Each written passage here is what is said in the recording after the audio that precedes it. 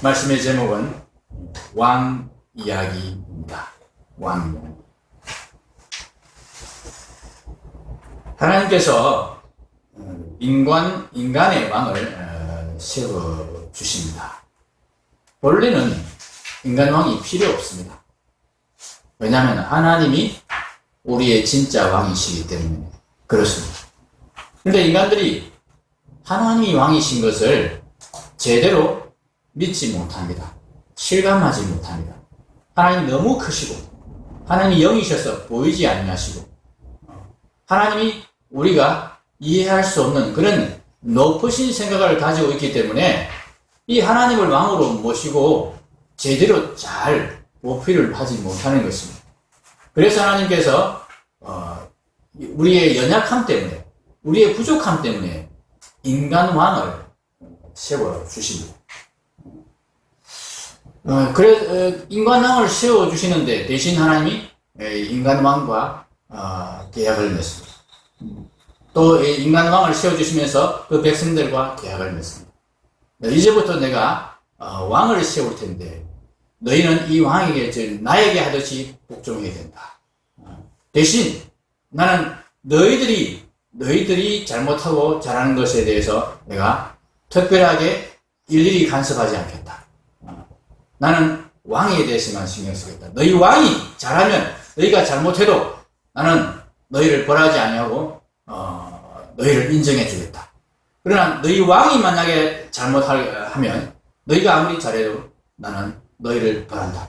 너희 왕이 너희 모두를 책임지도록 그렇게 해야 된다. 이렇게 말씀하시면서 왕을 세워주시는 것입니다. 그래서 우리에게 왕이 중요합니다. 하나님 우리에게 세워주시는 왕이 우리의 성공의 키입니다. 왕이 잘하면 우리가 성공하는 것이고 왕이 실패하면 우리도 실패하는 것입니다. 왕이 실패하면 우리가 망하는 것입니다. 성경에 왕들의 이야기가 나옵니다. 열왕기서라고 아시죠? 열왕기. 역대기도 왕들의 이야기. 이 왕들의 이야기가 아주 많습니다. 열왕기 상, 열왕기 하이고, 역대기 상, 역대기 하이고, 심지어는 사무엘 하도 왕들의 이야기입니다. 이렇게 성경에는 왕들의 이야기로 가득 차 있습니다. 왜 이렇게 왕들의 이야기가 많은가? 그러면서 이 왕들 이야기를 하면서 그 왕들 이야기에 이스라엘의 역사가 들어가 있는데 그 역사가 백성들 중심의 역사가 아니고 왕들 중심의 역사로 기록이 된다 하는 이야기입니다. 이것을 우리가 오해하면 안 됩니다. 그냥 일반 역사가들은 이 옛날에 전제군주 시대에 그렇게 기록한 것이기 때문에 왕 중심으로 항상 이렇게 이 역사를 기록했구나. 지금 기록하면 우리가 이렇게 기록하지 않을 텐데 지금 기록하면 백성 중심으로 그렇게 역사를 기록할 텐데 이 옛날 사람들이라서 참 생각에 참 오리타분하고 한계가 있어. 그렇게 생각할 것입니다. 그런데 하나님께서 열왕기서와 역대기서를 주신 이유는 그렇게 전제군주 시대였기 때문에 그렇게 하신 것이 아닙니다. 왕이 중요하다는 것을 우리에게 하나님은 이스라엘의 왕들의 이야기를 통해서 우리에게 가르치려 하는 것입니다. 이스라엘 역사를 보면은 하나님께서 이스라엘을 복 주실 때는 언제 복 주시느냐? 왕이 잘할 때입니다. 백성들이 좀 못해도 왕이 잘하면 하나님은 이스라엘을 복 주셨습니다. 그런데 왕이 잘못하면 백성들이 잘하더라도 상관없이 하나님은 그 나라를 징계하셨습니다. 그 나라에 이스라엘에 벌을 내리셨습니다. 왕이 중요하다는 것을 하나님 그렇게 알려주셨습니다. 하나님은 왕을 통해서 우리를 구원하실 것입니다. 본래 하나님이 직접 우리의 왕이 되셔서 우리를 구원하실 계획을 가지고 계셨는데 인간들이 인간 왕을 자꾸 요구하니까 우선 그 하나님을 대신할 인간 왕을 보내셔서 이스라엘을 다스리게 해주셨다 하는 이야기입니다. 본래 하나님께서는 하나님이 인간의 몸을 입고 이 땅에 오셔서 왕으로서 우리를 다스리면서 우리를 구원하실 계획을 가지고 계셨습니다. 그래서 인간들이 이스라엘이 사람 왕을 요구했을 때 하나님께서 그것이 올바른 요구가 아님에도 불구하고 결국은 하나님이 인간의 모습을 입고 오셔서 인간 왕이 되어주실 것이기 때문에 그것을 미리 보여주시는 계시로 왕의 이야기를 우리에게 알려주신 것입니다. 그래서 오늘 본문에서 왕을 세워야겠다는 생각이 나거든 이렇게 왕을 세워라 말씀을 하시는 것입니다. 인간 왕을 하나님께서 인정하셔서 좋아하셔서 그런 것이 아닙니다. 결국은 하나님께서 인정하시는 인간 왕은 한 분밖에 없습니다. 하나님이 육신을 입고 인간의 몸을 입고 이 땅에 오신 우리의 영원한 왕, 진짜 왕 예수 그리스도밖에 없습니다. 그 예수님의 이야기를 사실은 미리 하시는 것입니다. 그 왕의 자격에 대해서 왕을 세울 때 어떤 왕을 세워야 하느냐, 왕의 자격에 대해서 15절에 말씀하십니다. 왕의 자격이 무엇입니까? 구구절절히 말씀하시지 않습니다. 딱 한 가지입니다. 왕의 자격은 무엇입니까? 예, 여호와께서 택하신 자입니다. 왜 그렇습니까? 여호와 하나님이 진짜 왕이시기 때문입니다. 그러니까 뭐 다른 자격 필요 없습니다. 진짜 왕이신 하나님이 너희 왕이다 인정하면 그걸로 끝나는 것입니다.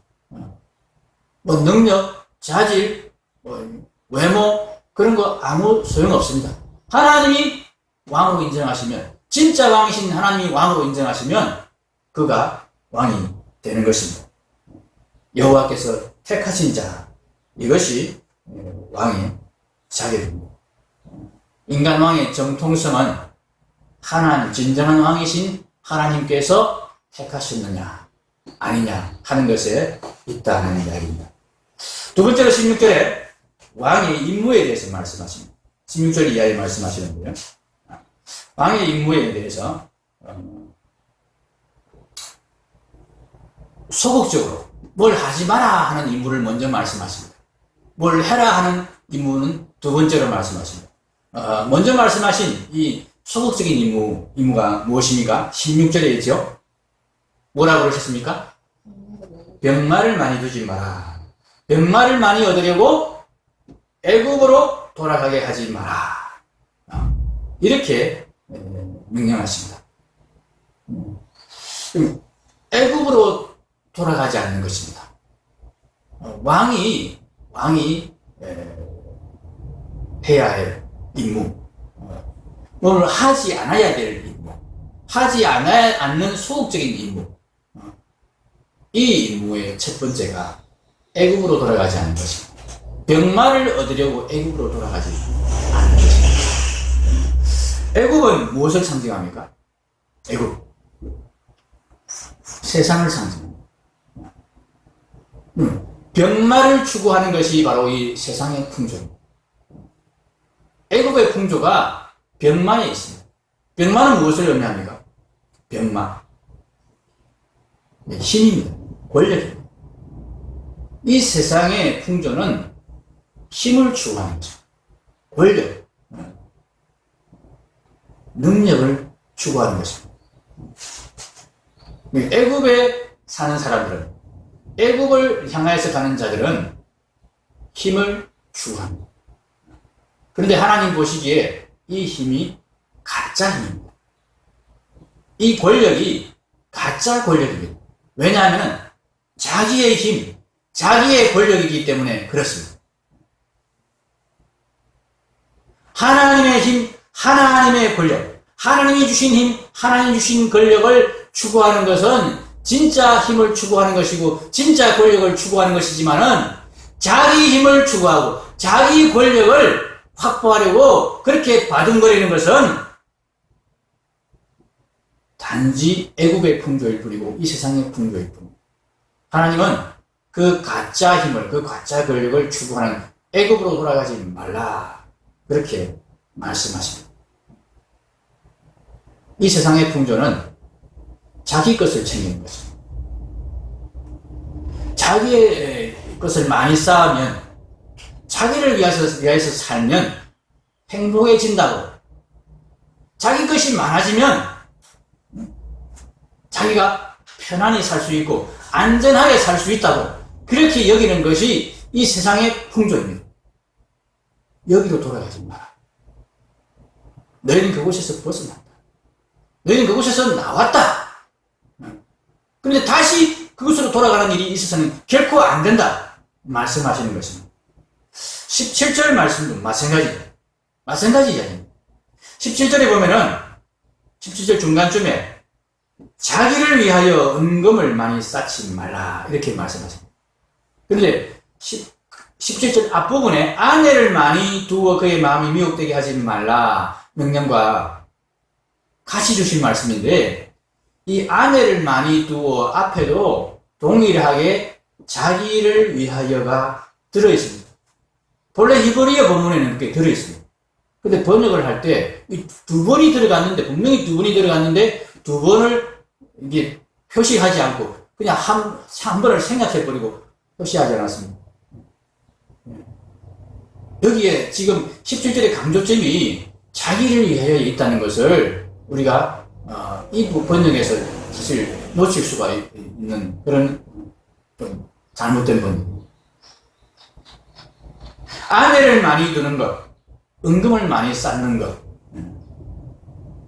이것이 궁극적으로 목적하는 바는 자기를 위한 것입니다. 자기의 쾌락을 추구하는 것이고, 자기의 부를 추구하는 것이고, 자기의 명예를 추구하는 것이고, 자기의 자랑을 추구하는 것입니다. 하나님은 하나님의 백성이 자기를 위해 사는 것을 원하지 않으십니다. 우리 찬양 드렸죠? 이제 내가 살아도 어떻게 해요? 이제 내가 살아도 주 위에 살고 이제 내가 죽어도 주 위에 죽네. 이 찬양 우리가 진심으로 고백하며 불러야 됩니다.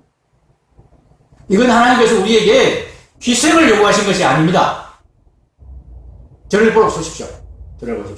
저와 눈을 마주치면서 말씀을 들으십시오. 하나님께서 우리에게 희생과 수고만을 요구하기 위해서 이런 계명들을 주신 것이 아닙니다. 너를 위해 살지 마라. 하나님을 위해서 살아라. 하나님을 사랑해라. 이웃을 사랑하며 살아라. 자기를 사랑하며 살지 말아라. 그렇게 말씀하신 하나님의 계명들의 의도를, 목적을 알아야 됩니다. 우리의 행복을 위해 주신 거죠. 우리가 자기를 위해 사는 사람이 되면 우리는 결코 행복할 수 없습니다. 자기를 위해서 힘을 쌓아두고, 자기를 위해서 재물을 쌓아두고, 자기를 위해서 부를 쌓아두는 그런 사람은 결코 행복할 수 없습니다. 하나님 그것을 아십니다. 여러분이 실제로 보지 않습니까?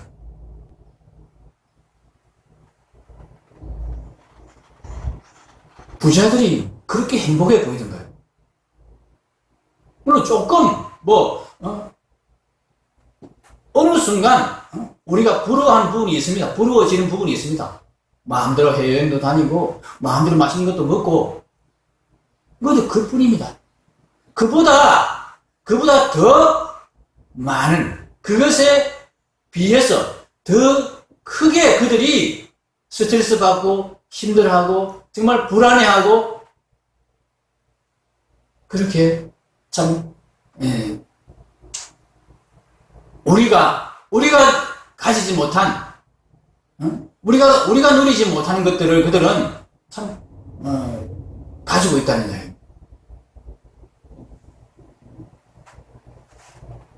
부자들이 행복하다면 우리나라에서 제일 부자인 사람이 가장 건강하게 살아야 되고 가장 오래 살아야 됩니다.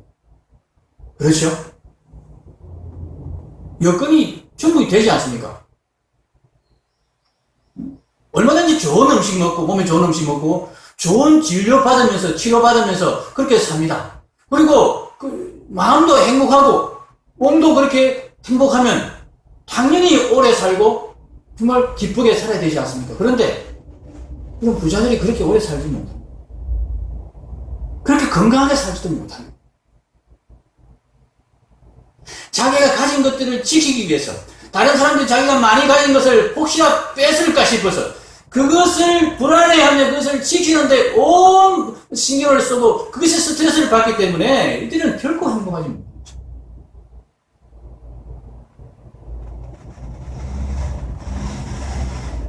자기 것을 챙기고 자기 것을 확보하고 자기 것을 계속 끌어모아서 행복해지는 것이 아니라는 것이 이미 실제적으로 우리 눈앞에 보입니다. 그런데 왜 우리가 자꾸 자기 것을 끌어모으고 자기 것을 챙기려고 하는지 모르겠습니다. 하나님이 분명히 말씀하십니다. 너를 위해 살지 마라. 나를 위해 살지 마라. 너를 위해 살지 마라. 이웃을 위해 살아. 그것이 너의 행복이다. 제발 나 좀 믿어라. 내가 너에게 필요한 것, 내가 너를 위해서 있어야 될 것들 내가 다 준비해놨다. 다 준비해준다. 나는 너를 위해 살 것이다. 나 하나님, 전능하신 하나님, 너의 아버지가 되어서 너를 위해서 모든 것을 준비하며 너에게 필요한 것을 다 챙겨줄 것이다. 그러니까 너는 이제부터 나를 믿고 나를 위해서 살아. 내가 사랑하는 내 이웃들을 위해서 좀 살아봐라. 그것이 너의 행복이다.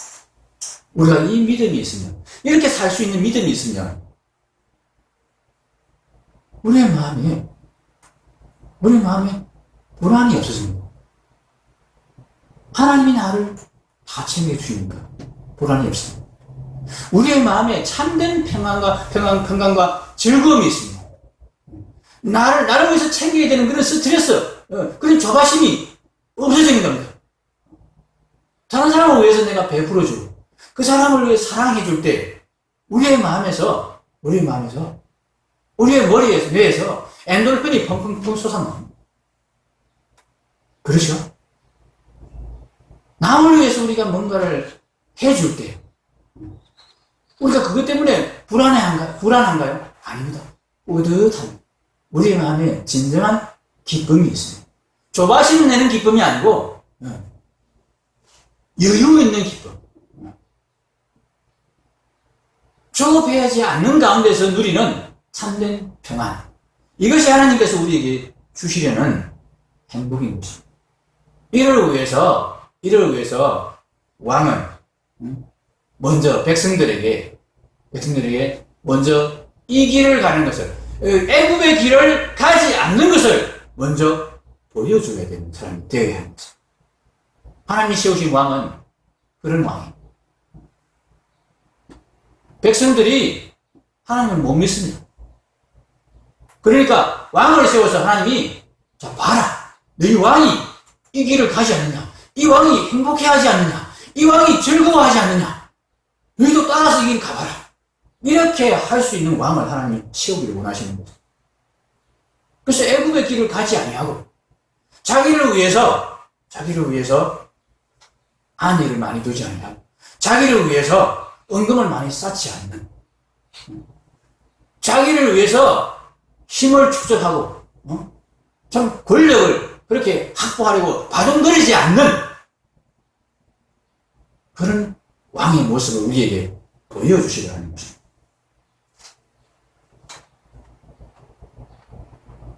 이 왕이 하지 말아야 될 것은 자기를 위하여서 살지 않는 것입니다.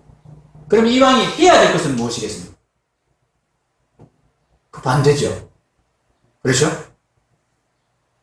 하나님을 위하여서 사는 것입니다. 자기를 위하여서 살지 않는 삶.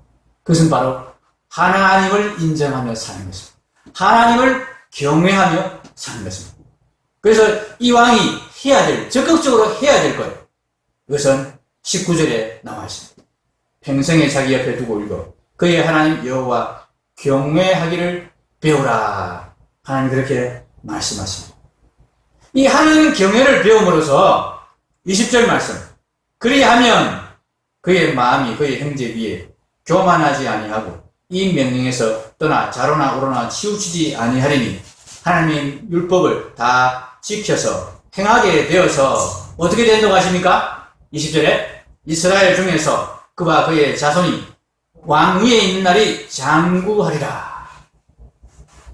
이것을 지금 우리의 표현으로 바꾸면 뭐가 됩니까?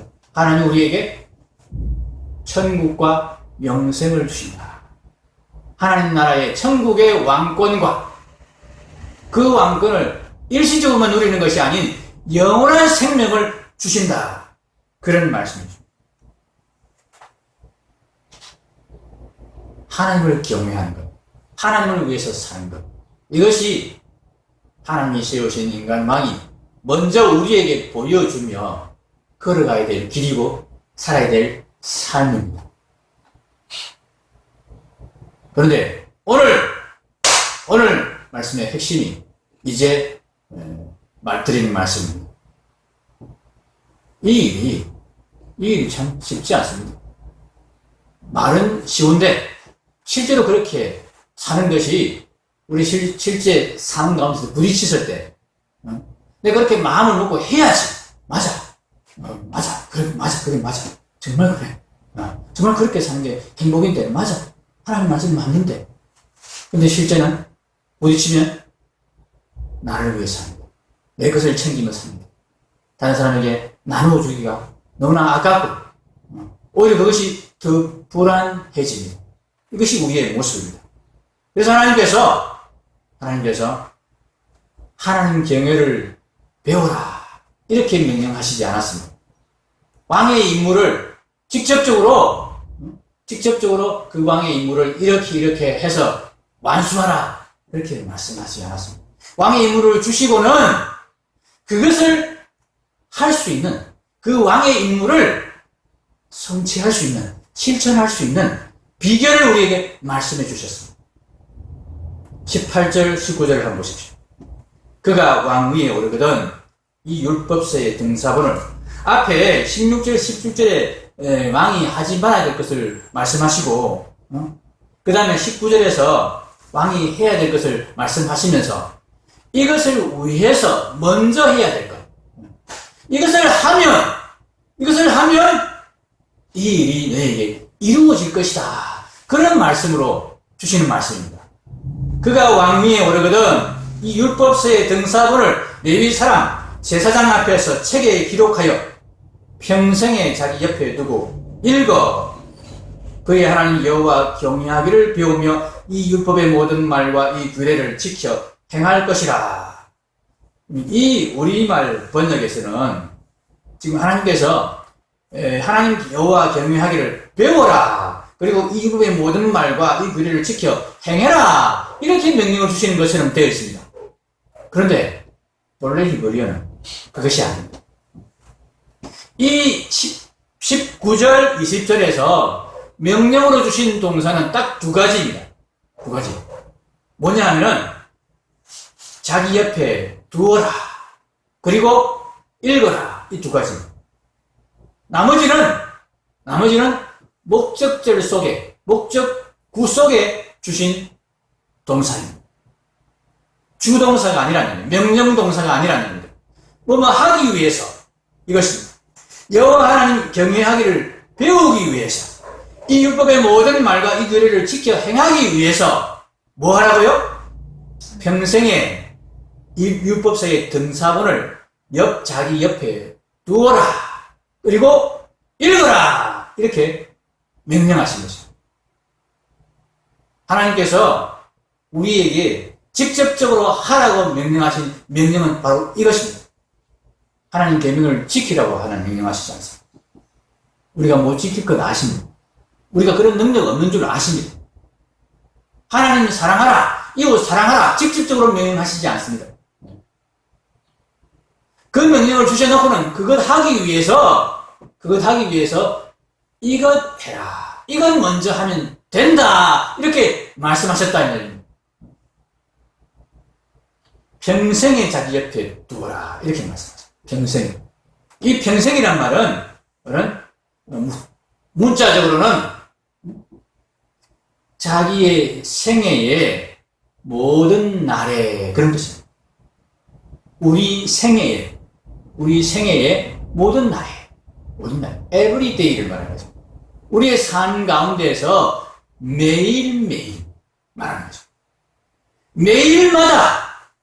매일마다 이 율법책을 옆에 두고 읽어라 이렇게 말씀하시는 것입니다. 그렇게 말씀을 읽을 때에 하나님의 계명을 지키게 된다. 하나님을 경외하기를 배우게 된다. 그렇게 할 때에 20절 말씀도 이 두고 읽으라에 연결되는 것입니다. 그리하면은 지키면 배우면 그 말씀이 아닙니다. 두고 읽으면 그의 마음이 그의 형제 위에 교만하지 아니하고 이 명령에서 떠나 좌우로나 우로나 치우치지 아니하리니 그래서 영생의 복을 받으리라. 영원한 왕권을 누리리라. 이렇게 말씀하신 것입니다. 어렵지 않죠? 이거 우리 못합니까? 능력이 없어서 못합니까? 하나님 말씀을 매일 옆에 두고 매일 읽는 것. 이거 우리가 지식이 없어서 못합니까? 불가능한 일입니까? 불가능한 일 아니죠. 네? 정말 이것이 우리를 행복하게 해주고 정말 이것이 우리의 영생을 주는 관문이 된다면 정말 이것만 하면 된다면 이것이 우리에게 믿어진다면 못할 일이 아니잖아요. 그냥 하나님께서 분명히 말씀하셨어요. 이것 하면 이것 해라. 그러면 내 계명을 지키게 될 것이다. 행하게 될 것이다. 여호수아 1장 8절이 똑같은 구조로 되어 있습니다. 여호수아 1장 8절. 한번 찾아보십시오. 여호수아 1장 8절. 넘겨서 그 다음 성경이죠.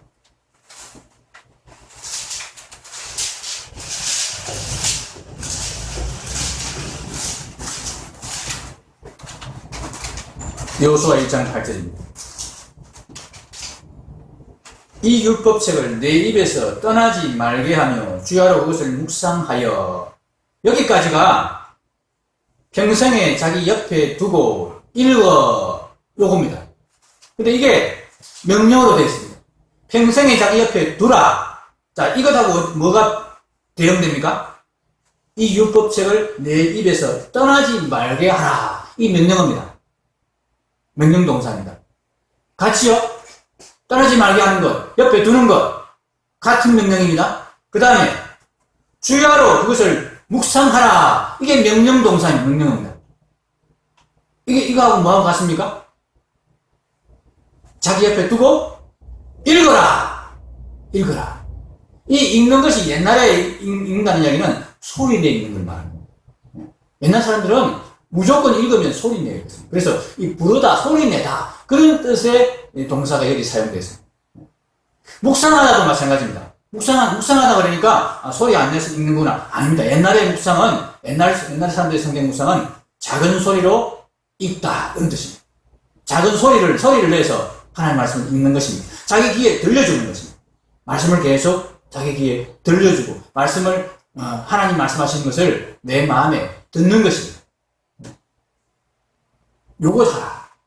그래서 그 안에 기록된 대로 여호수아 1장 8절에 보면 그 안에 기록된 대로 다 지켜 행하라. 이건 목적입니다. 그 안에 기록된 대로 다 지켜 행하기 위해서 이렇게 표현이 되어 있습니다. 본래 히브리어 문장이 그렇게 되어 있대요. 직역을 하면 그렇다는 얘기입니다. 그리하면 내 길이 평탄하게 될 것이면 내가 형통하리라. 이 그리하면 뭘 받는 겁니까? 기록된 대로 다 지켜 행하라가 아닙니다. 앞에 명령어는 두 가지입니다.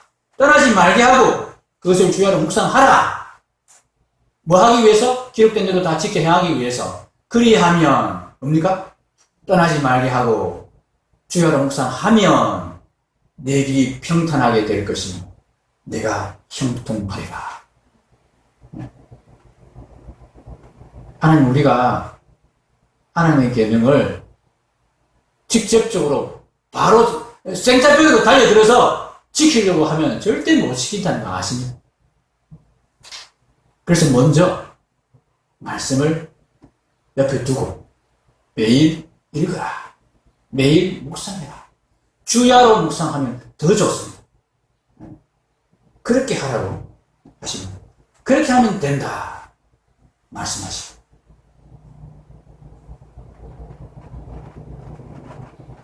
하나님께서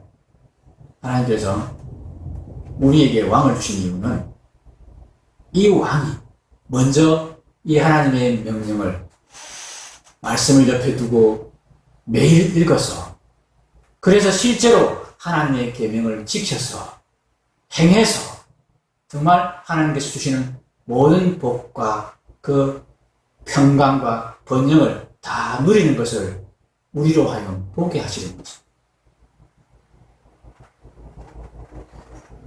그것을 위해서 하나님께서 우리에게 인간왕을 세워주신 거죠. 예수님이 사람의 몸을 입고 이 땅에 오신 이유가 이것입니다. 15장에 보시면, 15절에 보시면 하나님께서 인간 왕의 자격을 말씀하시면서 살짝 덧붙인 말씀이 있습니다. 내 위에, 중간 부분에 보십시오. 내 위에 왕을 세우려면 내 형제 중에서 한 사람을 할 것이요, 내 형제 아닌 타국인을 내 위에 세우지 말 것이며, 이렇게 말씀하십니다. 여러분, 우리가 왕이나 이렇게 좀 높은 사람, 좀 존경할 만한 사람, 그런 사람을 우리가 세울 때에 잘 아는 사람을 세우면 어떻습니까? 존경하는 마음이 잘 안 일어나죠. 똑같이 사실은 이 사람이 더 훌륭한데도 내용을 알고 보면 잘 모르는 사람을 세워놓으면 그 사람 뭔가 막 소문만 조금 부풀려 놓으면 뭔가 있어 보이고 대단한 것 같아 보이고, 그런 심리가 우리에게 있습니다. 그런데 하나님께서 왕을 세우실 때 잘 모르는 사람 세우지 말라고 했습니다. 물론 이방인을 세우는 건 절대 안 되겠죠. 그런데 여러분, 아브라함이 멜기세덱을 만났지 않습니까? 이 멜기세덱 같은 그런 위대한 인물을 하나님께서 참 정말 신비한 인물을 하나님 탁 데려와서 너희 왕이다 탁 세워주시면 그 왕에게 대해서 이스라엘이 복종하고 그 왕의 말을 잘 듣지 않겠습니까? 하나님의 명령처럼 잘 듣지 않겠습니까? 그런데 그렇게 왕을 세우지 말라 하십니다. 너희 형제 중에서, 잘 아는 너희 중에서 세워라. 첫 왕을 세울 때 어떤 왕을 세웠습니까? 어느 지파에서 왕이 나왔습니까? 베냐민 지파. 12지파 중에 가장 작은 지파, 가장 미약한 지파, 거기에서 왕을 하나님 뽑으셨어요. 두 번째 왕은 유다 지파에서 나왔습니다. 큰 지파에서 나왔습니다. 그런데 그 지파 중에서 이새의 아들 중에서 나오는데, 이새의 아들 중에 제일 무시당했던 제일 작은 아들, 아무도 걔가 왕이 되리라고는 생각지도 않아. 그래서 네 아들 중에서 하나님께서 왕을 택하셨다는 말을 듣고도 그 아버지가 아예 왕의 후보로 인정을 안 했기 때문에 부르지도 않았던, 그래서 나머지 아들만 다 보여주면서 이 중에 혹시 하나님 택하신 왕이 있는지 봐주십시오, 이렇게 이야기했던 그 막내 아들이 하나님이 택하신 왕이 되었습니다. 하나님께서 예수님을 우리에게 왕으로 주셨습니다. 우리가 예수님에 대해서 오해하는 것이 있습니다. 예수님은 아주 멋있고 능력있고 정말 훌륭한 자질을 가진, 그런 품성을 가진, 놀라운 신적인 능력을 가진 그런 분이시기에 하나님의 계명을 다 지키고 하나님의 말씀에 순종하는 그런 온전한 왕이 되셨어.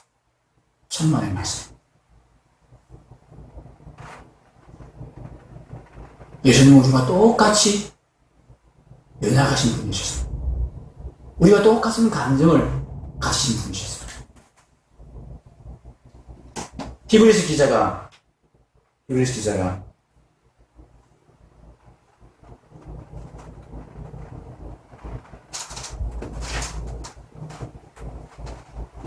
이렇게 말했습니다. 히브리서 4장 15절입니다. 우리에게 있는 대제사장은 우리의 연약함을 동정하지 못하실 리가 아니요 모든 일에 우리와 똑같이 시험을 받으신 이로되 죄는 없으시니라. 모든 일에 우리와 똑같이 시험을 받았다. 모든 일에 우리와 똑같이 유혹을 받았다. 우리가 하고 싶은 모든 잘못된 그런 욕심을 예수님도 똑같이 느끼셨고 그런 유혹을 받으셨다. 그런 연약한 중에서 예수님이 온전히 하나님께 순복하는 하나님을 경외하는 삶을 사셨다는 것입니다. 그 비결이 무엇인지 아십니까? 예수님이 그렇게 온전히 하나님의 계명에 순종하며 자기 힘을 의지하지 아니하고 자기를 위하여 살지 아니하고 오직 하나님을 위하여서만 죽기까지 복종하는 그런 삶을 살 수 있었던 비결이 뭔지 아십니까? 그 비결은 예수님께서 하나님의 말씀을 언제나 마음에 품고 사셨기 때문에 그렇습니다. 예수님은 언제나 하나님의 뜻에 주의를 기울이셨으며 하나님께서 말씀하시지 않은 말씀 한마디도 자기 입으로 말씀하지 않으셨습니다. 아버지께 들은 것만 나는 말한다. 그렇게 말씀하셨습니다. 요한복음 3장 32절입니다. 그가 그 보고 들은 것을 증거하되 그의 증거를 받는 이가 없도다. 보고 들은 것만 예수님은 증거하셨습니다. 요한복음 5장 30절입니다. 내가 아무것도 스스로 할 수 없느라 듣는 대로 심판하노니 나는 나의 원대로 하려 하지 않고 나를 보내신 이의 원대로 하려는 거로 내 심판은 의로우니라. 요한복음 8장 38절입니다. 나는 내 아버지에게서 본 것을 말하고 너희는 너희 아비에게서 들은 것을 행하느니라. 항상 기도하면서 예수님은 사셨습니다.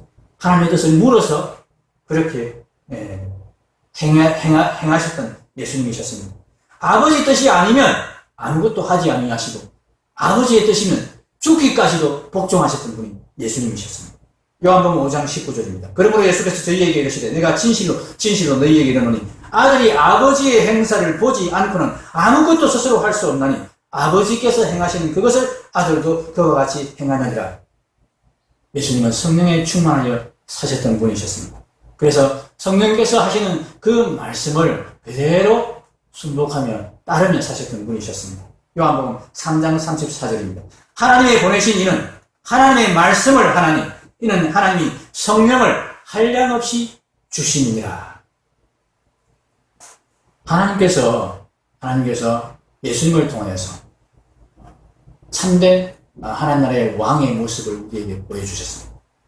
그렇게 예수님이 우리와 똑같이 연약한 인간의 몸을 입고 오셔서 그렇게 하나님을 향하여서 온전히 하나님을 경외하며 사는 모습을 우리에게 보여주신 이유는 너희도 할 수 있다. 너희도 나와 똑같지 않느냐. 내가 너희가 똑같은 인간이 되어서 이렇게 하나님의 말씀에 온전히 복종하는 삶을 살았다. 너희도 나와 같이 이렇게 할 수 있다. 이것을 알려주시기 위해서입니다. 무엇하면 됩니까? 하나님 말씀을 들으면 됩니다. 매일 들으면 됩니다. 그 말씀을 통해서 우리가 애굽의 길을 선택하지 않게 되면 됩니다.